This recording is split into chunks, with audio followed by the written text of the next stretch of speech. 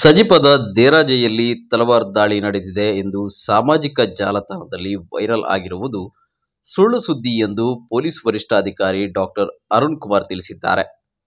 ಮೊಹಮ್ಮದ್ ಮುಕ್ಬಲ್ ಎಂಬವರು ಬಳಿಯಾರು ಕಡೆಯಿಂದ ಮೆಲ್ಕಾರ್ಗೆ ಬೈಕ್ನಲ್ಲಿ ಸಹಸವಾರರಾಗಿ ಹೋಗುತ್ತಿದ್ದ ಸಂದರ್ಭ ದೇರಾಜೆ ಎಂಬಲ್ಲಿ ಬೈಕ್ನಲ್ಲಿ ಕುಳಿತಿದ್ದ ವ್ಯಕ್ತಿಯೊಬ್ಬ ಇವರು ಬೈಕನ್ನು ಹಿಂಬಾಲಿಸಿ ಓಡಿಸಿಕೊಂಡು ಬಂದಿದ್ದಾರೆ.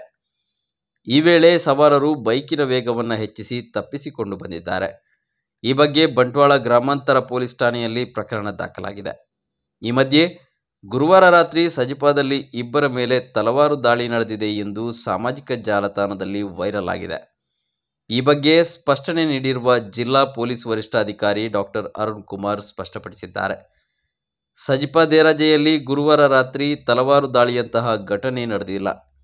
ಆದರೆ ಕಳೆದ ರಾತ್ರಿ 10 ಗಂಟೆ ಸುಮಾರಿಗೆ ಬಳಿಯಾರು ಕಡೆಯಿಂದ ಮೆಲ್ಕಾರ್ನತ್ತ ಸಂಬಂಧಿಕರೊಬ್ಬರ ಜೊತೆ ಸ್ಕೂಟರ್ನಲ್ಲಿ ತೆರಳುತ್ತಿದ್ದ ವೇಳೆ ದೇರಾಜೆಯಲ್ಲಿ ಹೆಲ್ಮೆಟ್ ಧರಿಸಿ ಸ್ಕೂಟರ್ನಲ್ಲಿ ಕುಳಿತಿದ್ದ ಇಬ್ಬರ ಪೈಕಿ ಓರ್ವ ತಮ್ಮನ್ನು ಅಟ್ಟಾಡಿಸಿಕೊಂಡು ಬಂದಿರುವುದಾಗಿ ಮೊಹಮ್ಮದ್ ಮುಕ್ಬುಲ್ ಎಂಬವರು ಬಂಟ್ವಾಳ ಗ್ರಾಮಾಂತರ ಠಾಣೆಗೆ ದೂರು ನೀಡಿದ್ದಾರೆ.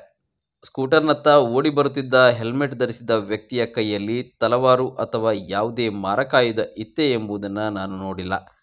ಆತ ಓಡಿ ಬರುತ್ತಿರುವುದನ್ನು ಗಮನಿಸಿದ ನಾನು ಸ್ಕೂಟರ್ ಚಲಾಯಿಸುತ್ತಿದ್ದ ನನ್ನ ಸಂಬಂಧಿಕರಲ್ಲಿ ವೇಗವಾಗಿ ಹೋಗುವಂತೆ ಸೂಚಿಸಿದೆ. ಆ ಬಳಿಕ ನಾವು ಹಿಂದಿರುಗಿ ನೋಡದೆ ನಂದಾವರದ ಮನೆಗೆ ತೆರಳಿ ಮನೆ ಮಂದಿಗೆ ಮಾಹಿತಿ ನೀಡಿದೆವು. ಈ ಬಗ್ಗೆ ವಾಟ್ಸಾಪ್ನಲ್ಲಿ ವೈರಲ್ ಆಗುತ್ತಿರುವ ತಲವಾರು ದಾಳಿ ಎಂಬ ಸುಳ್ಳು ಸುದ್ದಿಗಳಿಗೂ ನಮಗೂ ಯಾವುದೇ ಸಂಬಂಧ ಇಲ್ಲ ಹಾಗೂ ನಾನು ಸ್ಥಳದಲ್ಲಿ ಜನರನ್ನು ಜಮಾವಣೆಗೊಳಿಸಿಲ್ಲ ಎಂದು ತಿಳಿಸಿದ್ದಾರೆ ಎಂದು ಎಸ್ಪಿ ಮಾಹಿತಿ ನೀಡಿದ್ದಾರೆ.